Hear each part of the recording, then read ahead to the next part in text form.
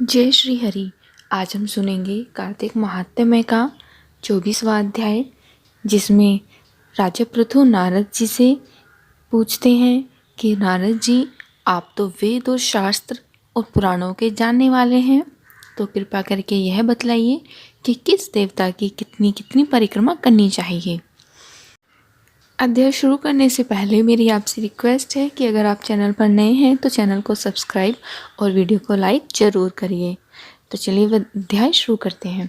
राजा पृथु पूछने लगे कि नारद जी, आप वेद शास्त्र और पुराणों के जानने वाले हैं, तो कृपा करके यह बतलाइए कि किस देवता की कितनी कितनी परिक्रमा करनी चाहिए और उनका क्या फल होता है। यह वार्ता सुनकर नारद जी कहने लगे कि देवी का 1, सूर्य की 7, अग्नि की 7, गणेश जी की 3, शिव जी की आधी, पितरों की 3 अथवा 4 परिक्रमा होती हैं। इस संबंध में ब्रह्मा जी का कहा हुआ एक इतिहास सुनो, जिसमें बृहस्पति जी तथा इंद्र का संवाद है। वैवस्वत मनवंतर में एक समय सब देवताओं सहित इंद्र बृहस्पति जी के पास जाकर पूछने लगे कि हे गुरुदेव, ब्रह्म काल से पहले यह सृष्टि कैसी थी, इंद्र तथा अन्य देवगण कैसे थे और उनका कर्म कैसा था।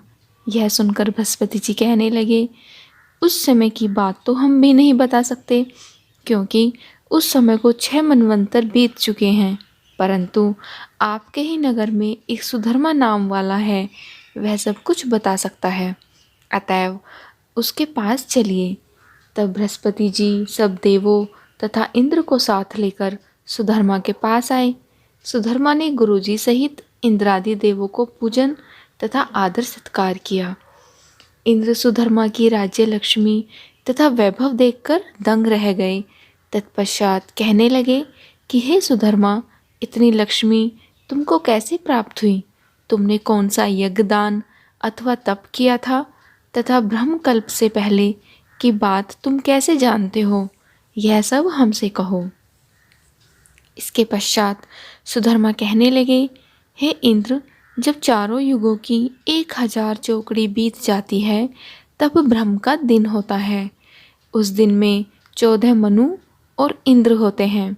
जब हम विष्णु लोक में थे, तब वहाँ पर रहते रहते हमारे सामने इतने ब्रह्म ही बीत चुके थे कि उनकी हम गणना नहीं कर सकते। उसके पश्चात जब हम यहाँ स्वर्ग में आए, तो हमने जो भी अच्छा कार्य किया और जिसके कारण हमने इतनी लंबी आयु पाई है, उसको सुनो। पहले जन्म में हम मांस खाने वाले ग्रह थे।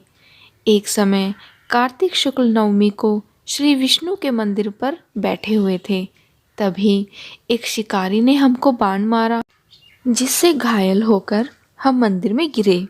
उसी समय मांस के लोभी एक कुत्ते ने आकर मुझको पकड़ लिया। उस कुत्ते को देखकर और भी कुत्ते वहां आ गए। वह कुत्ता उनके डर के मारे मंदिर के चारों ओर चक्कर लगाने लगा। दूसरे कुत्ते भी उसके पीछे पीछे भागते रहे। इस प्रकार सबकी परिक्रमा हो गई। इसी बीच मेरी मृत्यु हो गई।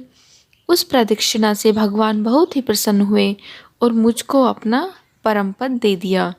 यह बात सुनकर इंद्र को अत्यंत प्रसन्नता हुई और उन्होंने विधि पूर्वक भगवान का पूजन तथा प्रदक्षिणा की। नारद जी कहते हैं कि हे राजन, कार्तिक शुक्ल नवमी को ब्राह्मण, गौ, देवालय, तुलसी वन, साधु, जीवन युक्त, गृहस्थ, वेद, उपवेद तथा पुराण, यह सब ग्राम में ही वास करते हैं। यदि ग्राम की प्रदक्षिणा करनी हो तो प्रातःकाल उठकर स्नानादि करके कमंडल हाथ में लेकर ओम नमो भगवते वासुदेवाय मंत्र का जाप करते हुए सूर्योदय से पहले ही प्रारंभ कर दें। ब्राह्मण, देवस्थ तथा शालिग्राम की मूर्ति की प्रदक्षिणा सूर्योदय के बाद भी की जा सकती है। ये कथा कार्तिक महात्म्य का 24वां अध्याय यहीं पर समाप्त होता है। इससे आगे की कथा अगले अध्याय में सुनने को मिलेगी।